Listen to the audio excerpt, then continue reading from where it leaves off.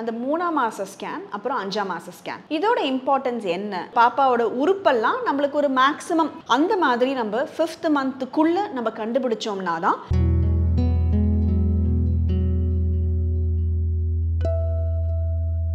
வணக்கம் நான் டாக்டர் மீனாட்சி பாலசுப்ரமணியன் மகப்பேறு மருத்துவர் from Kriya women's clinic Adyar. நம்மளுக்கு இந்த ஸ்கேன் பண்ணி பாப்பா எப்படி இருக்குன்னு பார்க்கறதுல ரொம்ப முக்கியமாக நம்ம பார்க்கறது என்னன்னா அந்த 3ஆம் மாச ஸ்கேன் அப்புறம் 5ஆம் மாச ஸ்கேன் இதோட இம்பார்ட்டன்ஸ் என்ன நம்மளுக்கு இதில் என்னெல்லாம் தெரியும் அப்படிங்கிறத பற்றி நம்ம இந்த வீடியோவில் பார்க்கலாம். அந்த 3ஆம் மாச ஸ்கேன் அதாவது 11லேருந்து 14 வாரத்துக்குள்ளே பண்ணுற ஸ்கேனுக்கு பேர் தான் NT ஸ்கேனுன்னு சொல்லுவோம்.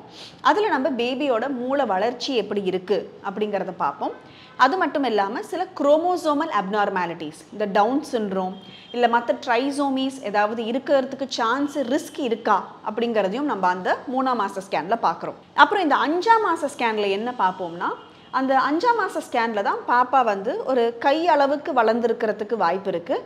அண்ட் அப்போ அந்த நேரத்தில் நம்மளுக்கு பாப்பாவோட உறுப்பெல்லாம் நம்மளுக்கு ஒரு மேக்ஸிமம் அதாவது ஒரு 90% மேலே எல்லா உறுப்பும் டெவலப் ஆயிருக்கிறதுனால நம்மளுக்கு மேக்ஸிமம் எல்லா உறுப்பும் எப்படி இருக்குது ஏதாவது ஒரு உறுப்பில் குறைபாடு ஏதாவது இருக்கா அப்படிங்கிறத நம்மளால் தெரிஞ்சுக்க முடியும். அதாவது கை கால்கள்லாம் எப்படி வளர்ந்துருக்கு, முகத்தில் வேறு எதுவும் பிரச்சனை ஏதாவது இருக்குதா, இந்த கிளெஃப்ட் லிப் கிளெஃப்ட் பேலட்னு சொல்லுவோம் அந்த மாதிரி ஏதாவது இருக்கா, அப்புறம் குடலெல்லாம் எப்படி வளர்ந்துருக்கு, கிட்னி ரெண்டும் எப்படி வளர்ந்துருக்குது, ஹார்ட்டு லங்ஸு அதெல்லாம் நம்மளுக்கு கரெக்டாக குறைபாடு இல்லாமல் இருக்கா அப்படின்னு நம்ம அந்த 5ஆம் மாச ஸ்கேனில் நம்ம கண்டுபிடிப்போம். ஸோ அப்படி நம்மளுக்கு ஏதாவது ஒரு குறைபாடு இருந்தது அப்படின்னா லீத்தல் நான் லீத்தல் அப்படின்னு 2 விதமாக நம்ம அதை பிரிப்போம்.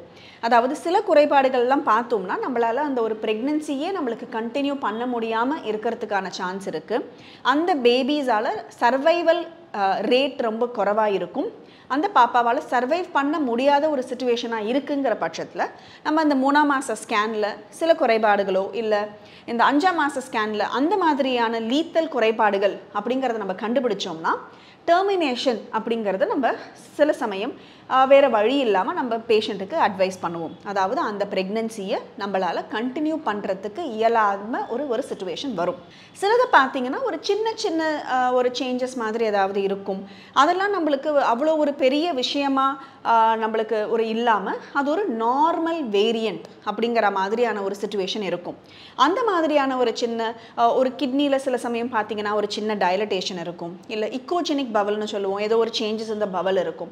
அந்த மாதிரிலாம் இருக்கும் பொழுது அதெல்லாம் நம்மளுக்கு ஒரு ஆப்சர்வேஷன் அதாவது நம்ம திரும்ப பண்ணுற அந்த ஒரு மாச ஸ்கேனில் ஒரு அப்சர்வ் பண்ணி பார்த்து அந்த மாதிரி டெவலப்மெண்ட்ஸ் எப்படி இருக்குங்கிறது தான் பார்ப்போம். அந்த மாதிரி பேபிஸுக்கு டெலிவரி ஆனதுக்கு அப்புறமா அது தன்னாலேயே சரியாகிறதுக்கும் இல்லை ஒரு சின்ன ஒரு சேஞ்சஸ் இருந்து ஒரு ட்ரீட்மெண்ட் எடுத்தால் சரியாயிடும் அப்படிங்கிற மாதிரியான ஒரு மாறுதலும் இருக்கிறதுக்கு நிறைய சான்ஸ் இருக்குது.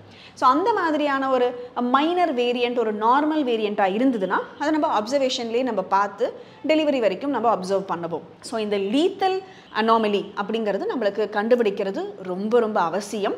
அந்த மாதிரி நம்ம 5th மந்த்துக்குள்ளே நம்ம கண்டுபிடிச்சோம்னா தான் நம்ம ஒரு டெர்மினேஷன் அது ஒரு ரொம்ப கஷ்டமான ஒரு விஷயம்தான். பட் டெர்மினேஷன் அப்படிங்கிற அந்த ஒரு விஷயத்தை செய்யணும் அப்படிங்கிற ஒரு பட்சத்தில் அது அந்த 5ஆம் மாச ஸ்கேனில் நம்ம கண்டுபிடிச்சு அதுக்குள்ளே செஞ்சோம்னா தான் அது நம்மளுக்கு கரெக்டாக வரும்.